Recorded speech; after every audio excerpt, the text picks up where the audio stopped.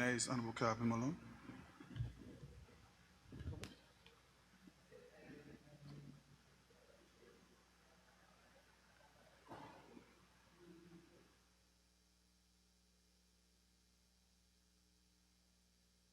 Very much, Mr. Speaker, for affording me the opportunity to make my contribution at this critical juncture. Mr. Speaker, I would like to start by extending seasoned greetings to the entire Virgin Islands, the region, and indeed the world.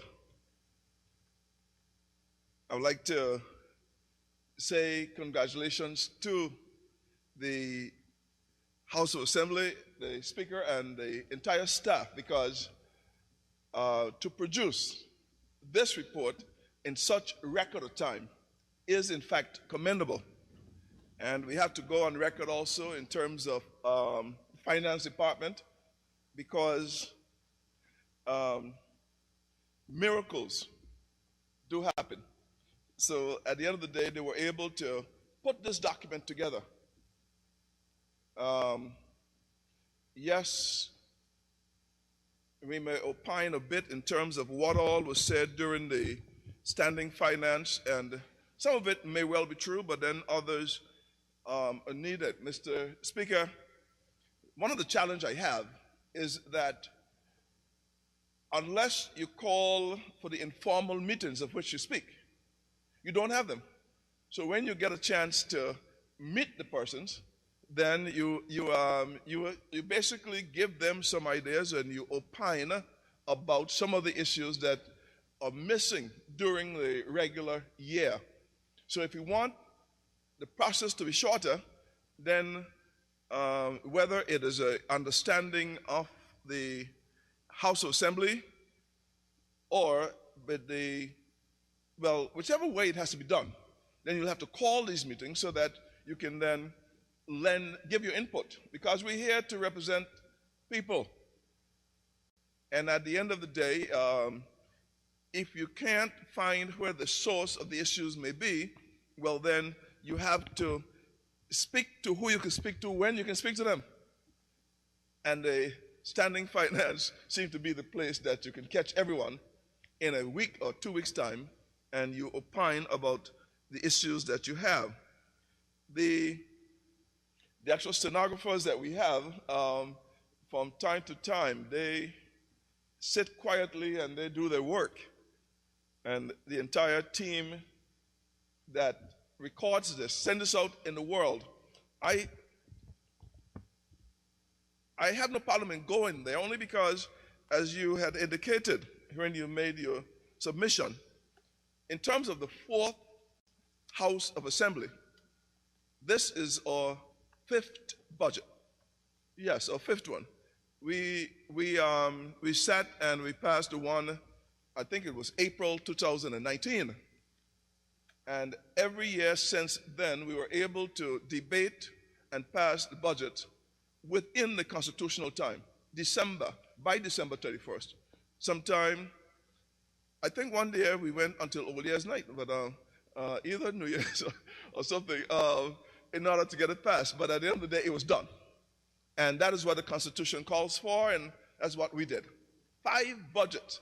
So this House of Assembly, the fourth House of Assembly, have set records in many an arena. And we will go through some of them.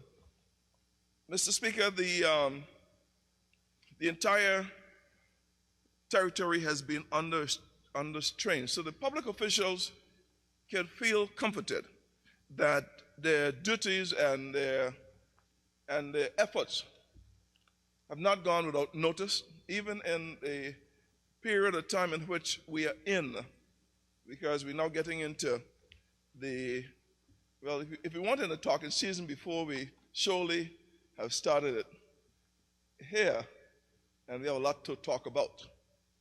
I will be uncharacteristically short, but the fact is that there are 3 premises on which I would love to be able to give my contributions today. Number 1, I one of my cousins called me and he says, well, look, we have one of the eldest gentlemen in East End. I wouldn't call his name, I'll just say he was a past fisherman, and he wants to see you. And I did go. I went there, and he explained, well, I can't get out the way I should, so I listen to my radio all the time, and I hear you. He said there are some issues you've been bringing up, and I want you to sit down, and I want you to go through them with me, because I think that they are important. I think that I have made sense of what you're saying, but you seem not to be able to get the full support of the teams. He said, before he left, he said, you have to find a way that you can get together, because what you say is what makes sense. He said, I've sailed the open waters from here to as far as Aruba, Bonaire, and to other places, the French and other places, Virgin Islands. And we have done good here. And as I sit home, and as I listen to the radio, I want to make sure that you protect all of what we have fought for. So I said, well, I will continue to do it.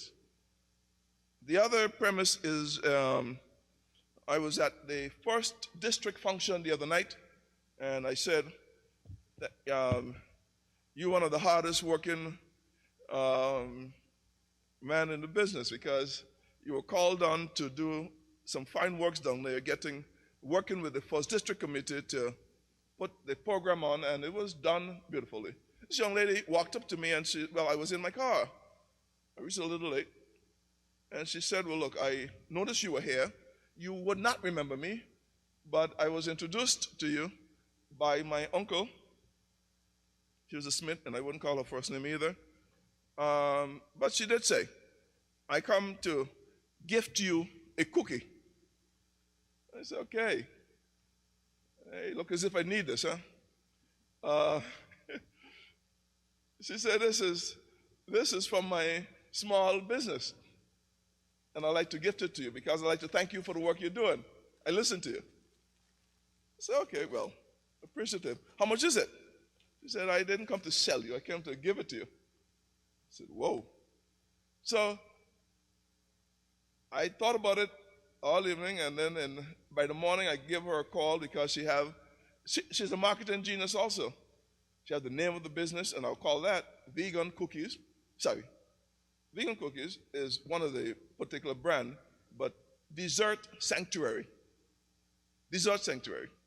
And I'm following my actual colleague, and he's a vegan, and I said, well, I'll bring some for the house. So I bought 24 of these, so I distribute them to members who wished to have, and there's some left inside. No, it's inside. You didn't get yours. You weren't here. So I present on the premise of these young entrepreneurs that we have. So thanks to you, we were able to combine our efforts and get the 24 to distribute to members.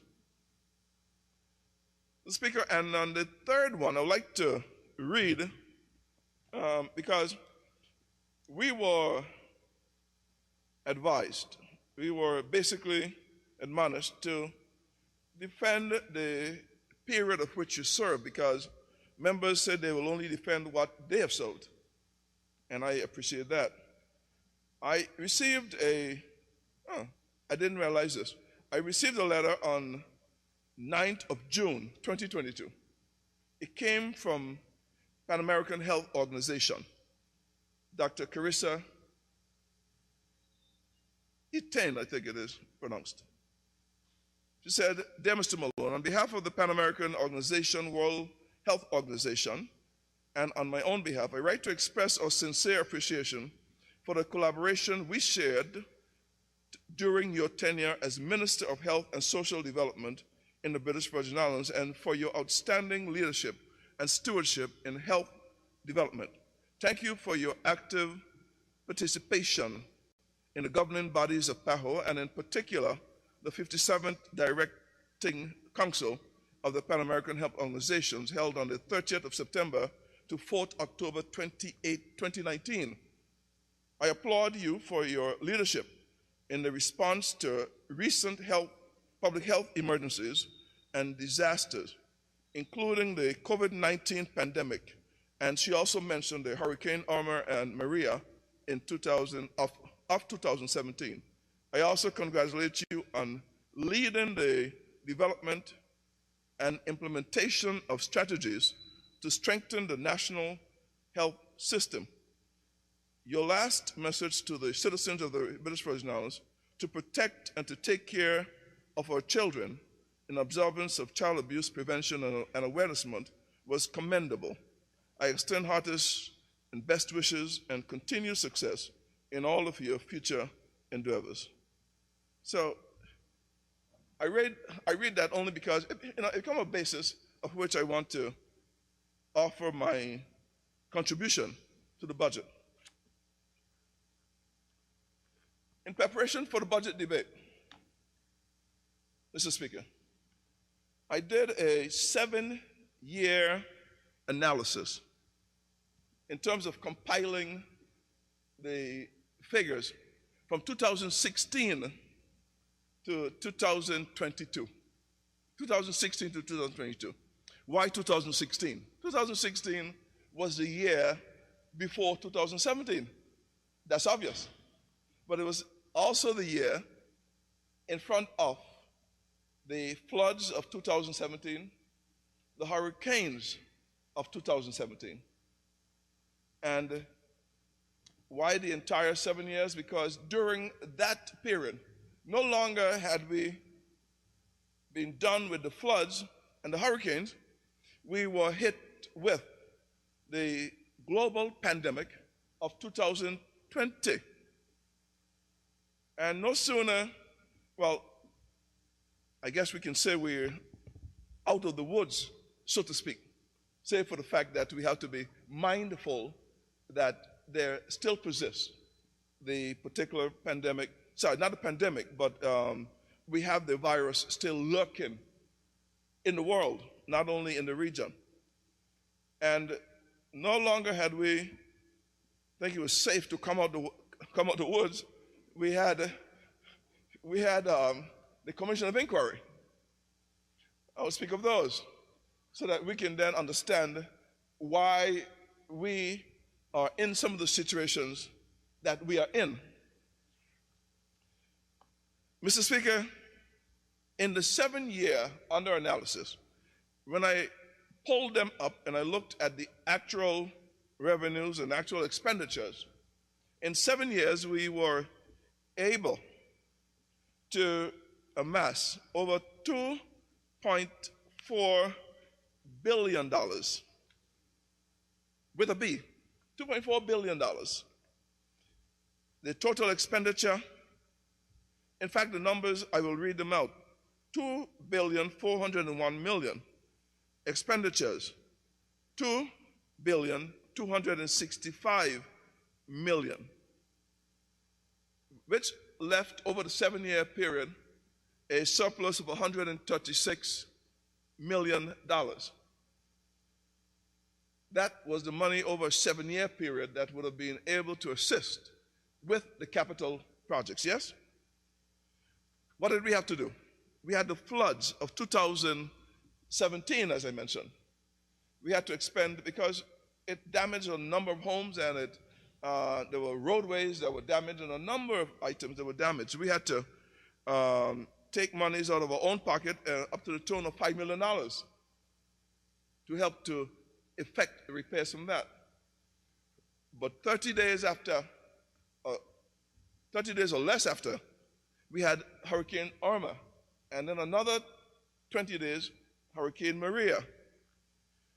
From our funds, from that $136 million that we amassed, we had to spend about $18 million from that to look in terms of Hurricane Irma and Maria, in addition to what monies the government had raised in terms of the loan funding that we're now using in order to rebuild our infrastructure. Mr. Speaker, the actual global pandemic, the coronavirus, the figures will show us that we have, from 2021 to now, we've used over $66 million from those monies, including the grant, of course, that we got from Social Security. $66 million to assist in the fight with the coronavirus, to help our people and prepare us for the future. And on the Commission of Inquiry, based on the agreements that we've signed to date, it does not include the monies that we would have used in terms of staff, because the AG's office did a commendable job, but it's a lot of strain and time and effort that was apportioned to this. And if you use the kind of rates that we had paid, we spent over $10.5 million that we used in agreements signed in order to defend ourselves. We'll talk about that before we leave, because there are some open-ended items on this that has to be addressed. So here we are. Recovery expenses, $99,500,000, over $100 million out of our resources, not from the $2 or $3 or $7 billion that the U.S. gave to the United States Virgin Islands. We didn't get that. Not from the billions of dollars that Netherlands gave to St. Martin. We didn't get that.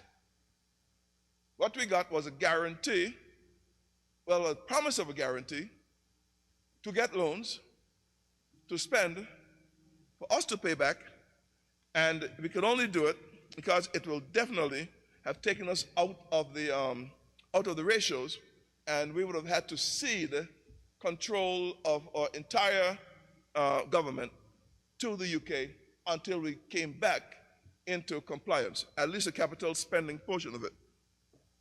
We said that the deal itself, yes, I said it, we said that we would have had, if we go outside the ratios, then the capital spending would have only been done through the RDA. We'd had to cede the control of our capital projects to that particular body. We said that was not going to be so. We said it couldn't happen. So we asked for it to be renegotiated. We are here. When we look at 136 surplus, 99 or $100 million in terms of recovery expenses, then we were left with merely $36 million for capital projects. When you take that 136 and you look at it in terms of a per annum spending, it's about $5 million we have left for capital projects on an annual basis. This is why when the budget first came out, that was all it had. But there was a reason, because simply we did not take the $400 million as yet, and we needed to look in terms of how do we get this extra money without ceding control of our country. This is what we have to do. This is what we have to do. Now, let's go back up a little bit. As I said, we had income over the 7-year period, $2,401,000,000. And when you look at the source of these income, payroll taxes accounted for 15%, rounded off. Work permits, 3%. Corporate registry, 55%. Duties from non-alcoholic issues, 10%. Stamp duty, 2%. And hotel, cruising, fishing, and other fees of the sort, 2%. Now we look at this in terms of what are our best opportunities to expand, because in the business, you have to increase your income, decrease your expenditure in order to increase your net profits. In government, it seems you decrease your income, increase your expenditure, and still reckon you can get money to spend for capital projects. You're working it in the wrong direction. So we have to look as a team, not only now, but into the future, in terms of where is it that we are going to get, what has the best possibility of expansion for us.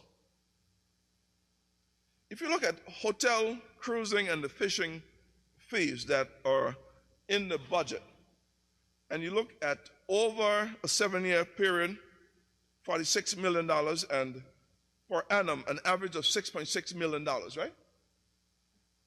It tells you that we would have to see how this could be better improved in terms of netting more, grossing more.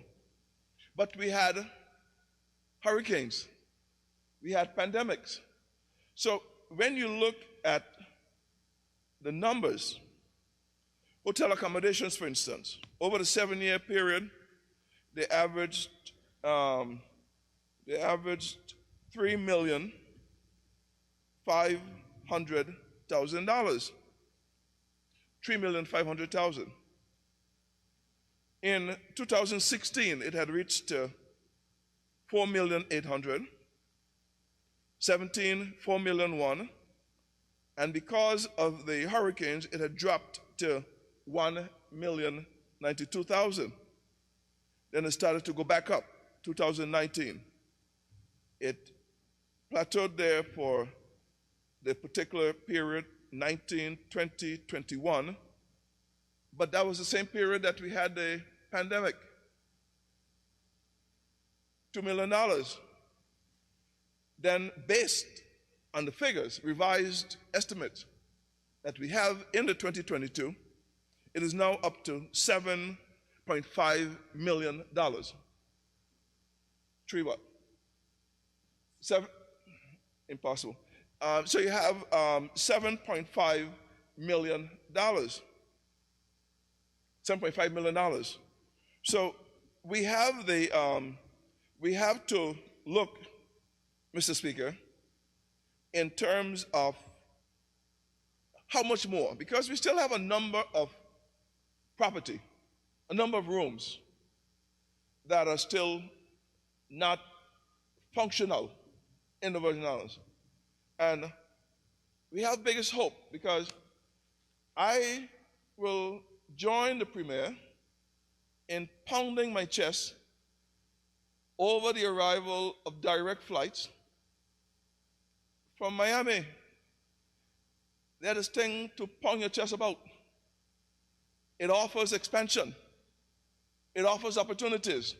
I said, thank you very much, Mr. Premier. Thank you very much, Deputy Premier, for the work you've done to have direct flights in. It's an arena, it's an area in which we can have growth. Because once we build it up and we get the hotel rooms that are down opened up again, and we get new hotels constructed, then the bed and breakfast and the what's the new phenomenon? Airbnbs. We get them moving. We can get that hotel accommodation tax up from where they say it is, 7.4, 7.5, up to maybe $20 million. That'll be a good thing. That will be a good thing. But we have the cruising permits, for instance, an average of $3 million per annum. Again, it was up to 1.8 in 2016, and by 2022, it is slated here at $4 million, which means that it is on the rise again. And this is just the beginning, because we didn't have a full year of that initiative. So there's a lot of space in there that we can look at in terms of where we have and what we've been doing. What has been constantly on the rise is the corporate fees that we get from IBCs and the others. And it was 164 in 2016, now up to 190 in 2022. I'm looking at this, Mr. Speaker, because we have to look at areas that offers the best opportunity for expansion. And I will go online in saying that our agriculture and fishing industry, our blue economy, are areas in which we must be able to move them from where they are now to where they could become a variable third, fourth economic pillars. Honorable And member, it is critical that we do. Honorable member, your time will expire, so I'll ask you how much more time do you need? 15 to 25 minutes and so forth. Because, well, how much time did you allot, Mr. Speaker? He said 25. No, how much time did you allot? Oh, it's 45, but I thought it was 25, so I'm sorry. You may continue. Well, I thought so because 45 minutes, I know I can talk a lot, but that was going to be a bit much. So it's 45 minutes you said it is? Yeah, that's what you said. Okay, continue. Thank you very much. And we look, Mr. Speaker, in terms of the phenomenon with work permits, right? Work permits had moved to where it went up after the hurricanes, went up dramatically in 2019, and it is on the way back up. We have, Mr. Speaker, to look at the areas that can get us the most.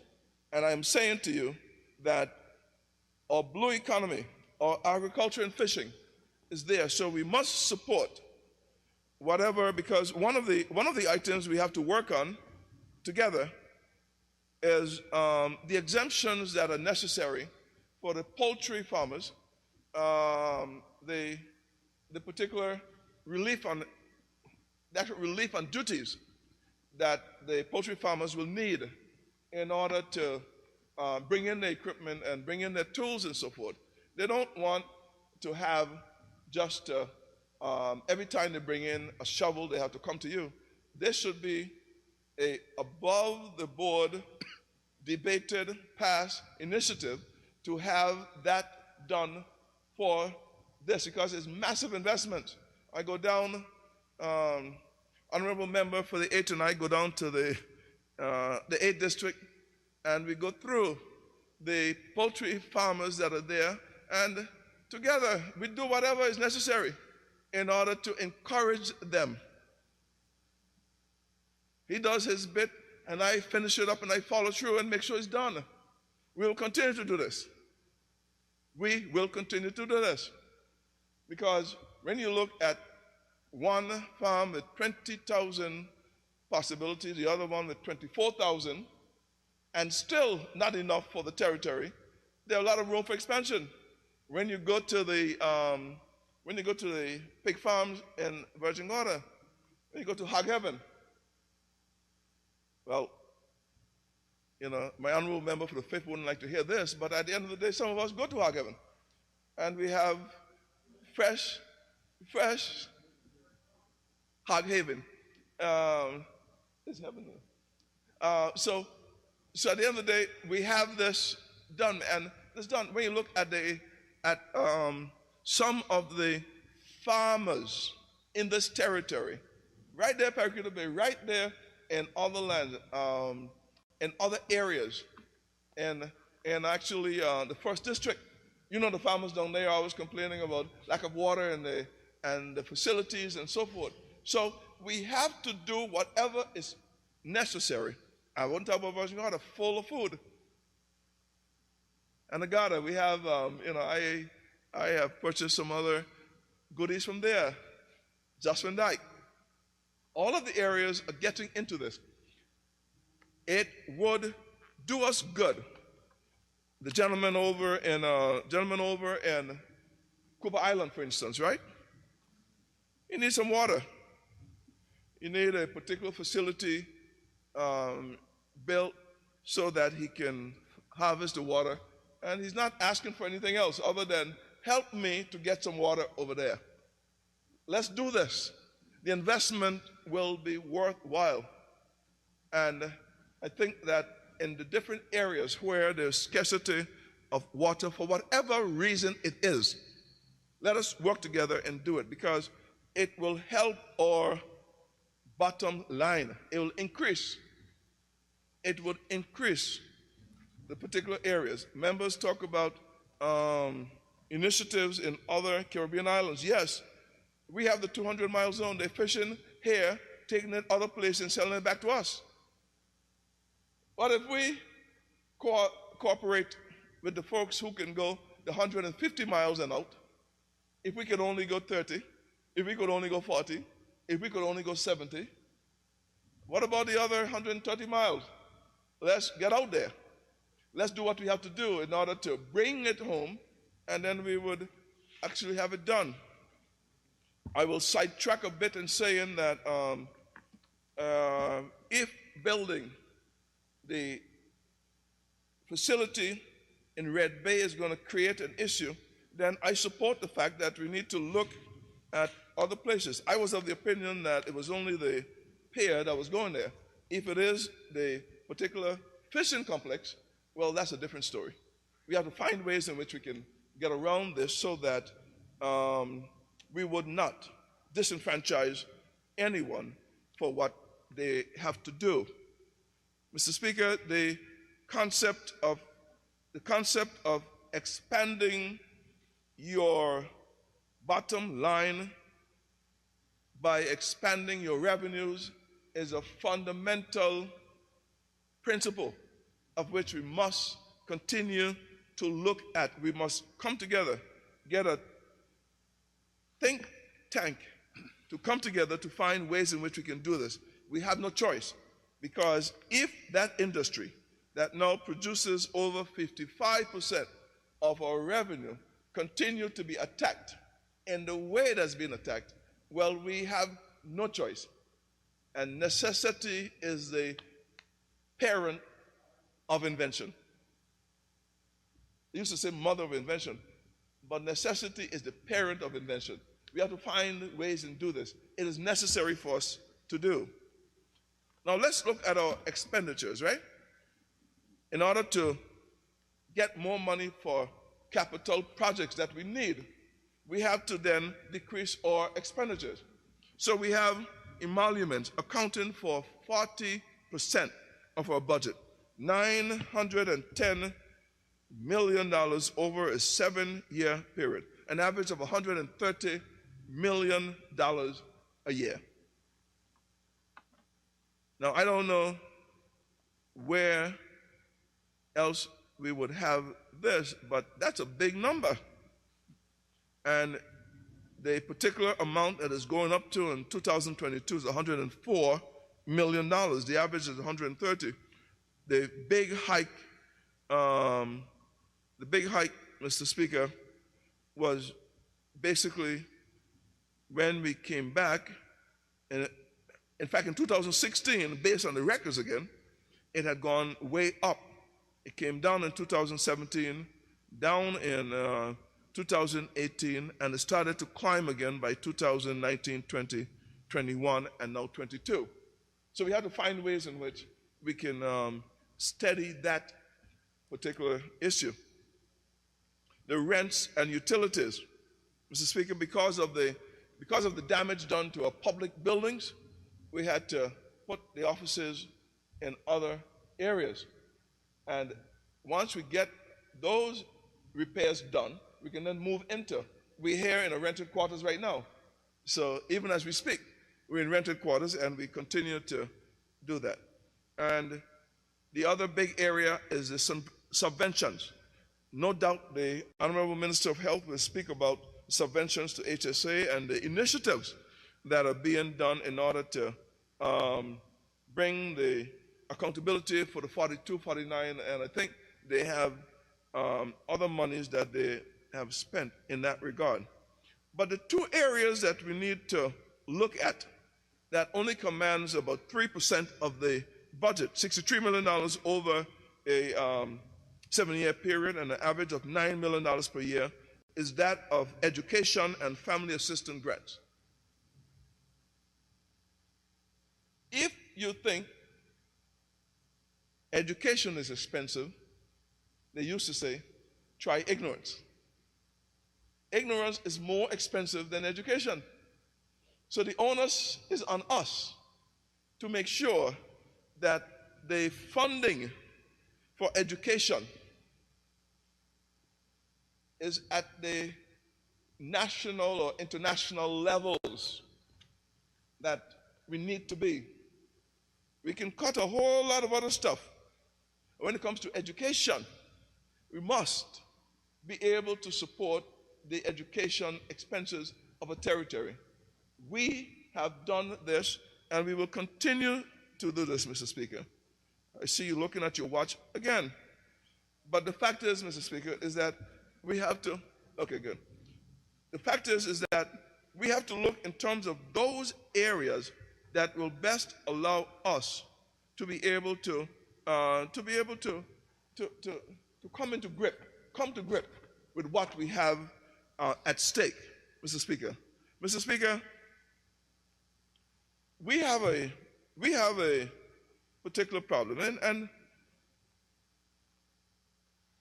I will go back a bit because we're all biblically and religiously oriented.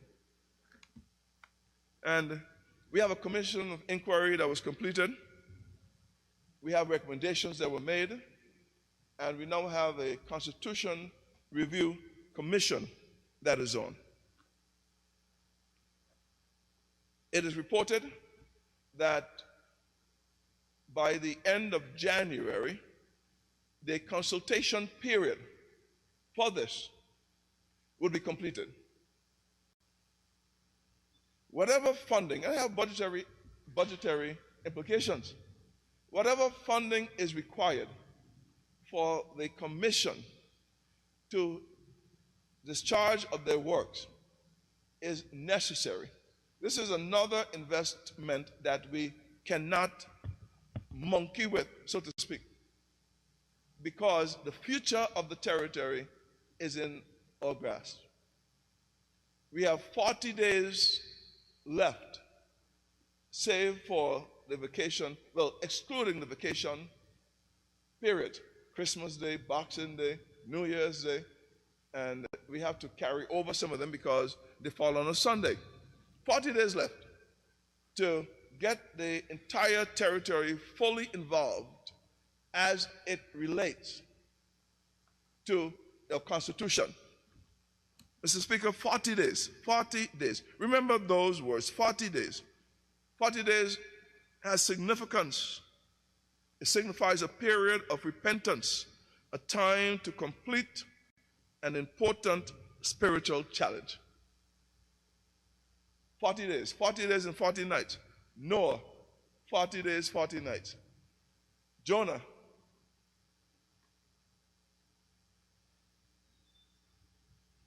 Jonah, 40 days, 40 nights to go.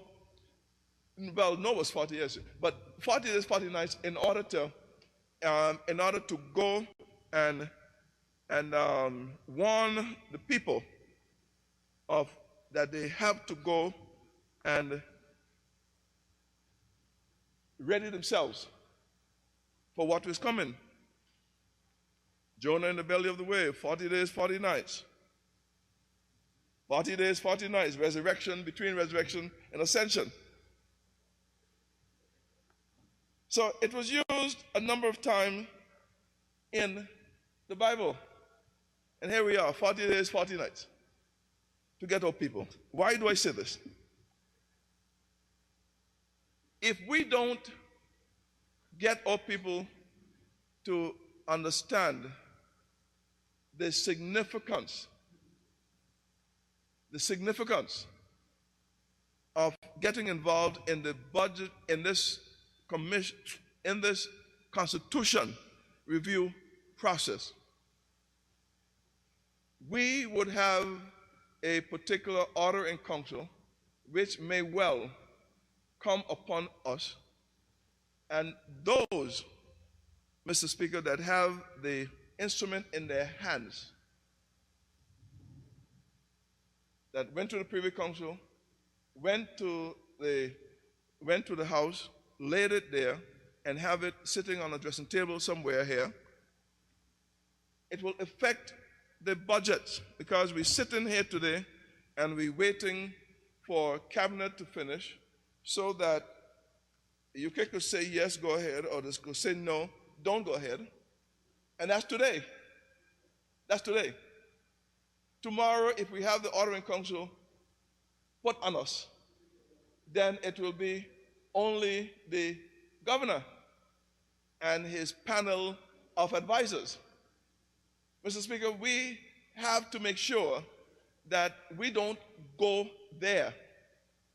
We don't go there. Mr. Speaker. Well, if you want to correct me, correct me. Right.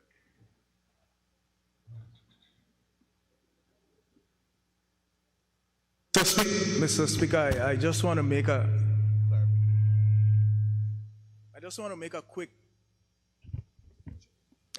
a quick intervention and a quick clarification for my honorable senior junior member across, who was just speaking about why we were waiting. We were not waiting for the UK to approve anything. We were basically waiting based on the consultation that we had with them in terms of the MTFP. So I just want to make that clarification so that they don't go out there that this as misinformation. Thank you, Mr. Speaker.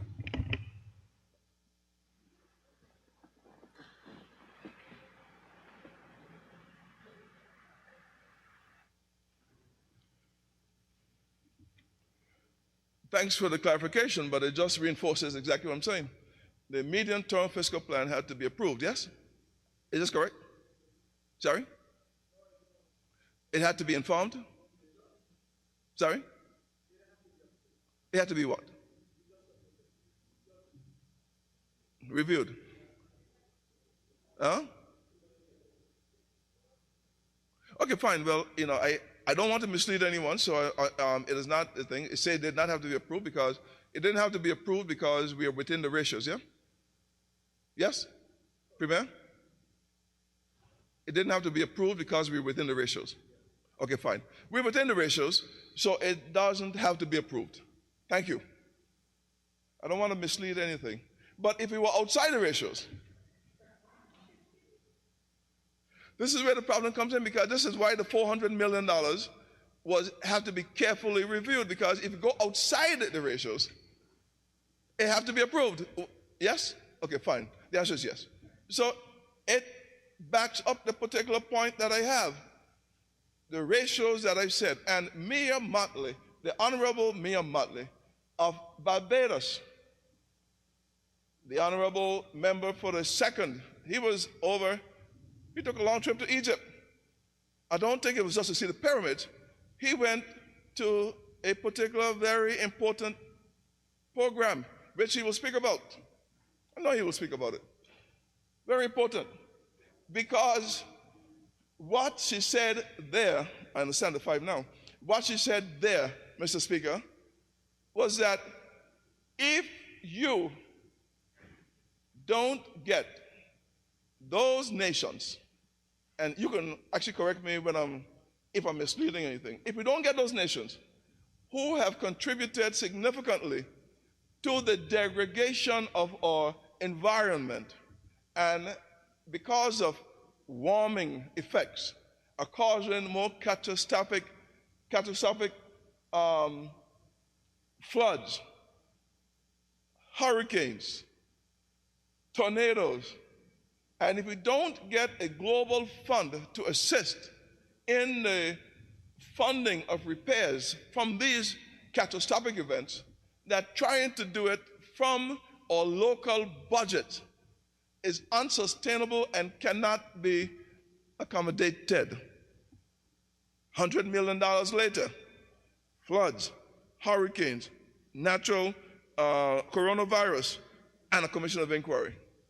All 4 catastrophic events in a small period.